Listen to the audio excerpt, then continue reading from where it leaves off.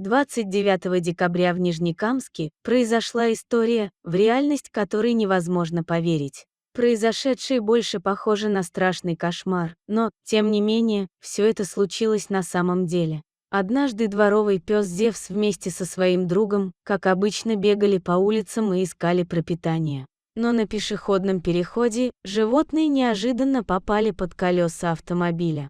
Одна собака погибла на месте сразу же после столкновения, а Зевсу повезло, он выжил.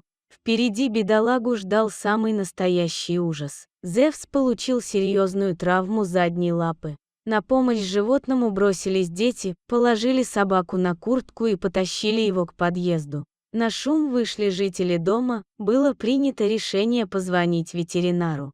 Несмотря на предпраздничные дни, на вызов согласилась приехать врач Аделина Камалиева. Осмотрев животное, ветеринар сказала, что собаку нужно усыпить.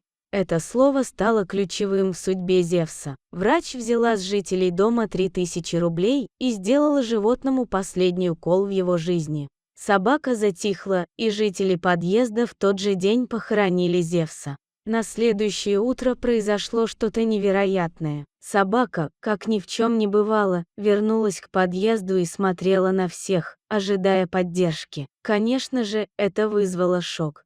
Зевс невообразимым образом выбрался из могилы и вернулся к тем людям, которые вчера его похоронили. Жители подъезда винят в произошедшем врача. Это был единственный доступный ветеринар в предпраздничные дни. Врач из клиники «Светлячок». На следующий день, когда собака вернулась, жильцы дома поехали в клинику и попросили ветеринара снова прийти, чтобы помочь собаке. Она сказала, что у нее и ее коллег нет времени. Деньги нам не вернули. Поделилась жительница дома Гульнара Гумирова. В свою очередь, ветеринар имеет свою точку зрения на произошедшее. По ее словам, она сделала укол, чтобы собака просто поспала и набралась сил. Я сделала обезболивающее и снотворное, чтобы собака отоспалась и вышла из шокового состояния. А то, что они пошли закапывать ее. Я видела, что они перетаскивают животное, но мало ли, куда они ее несли.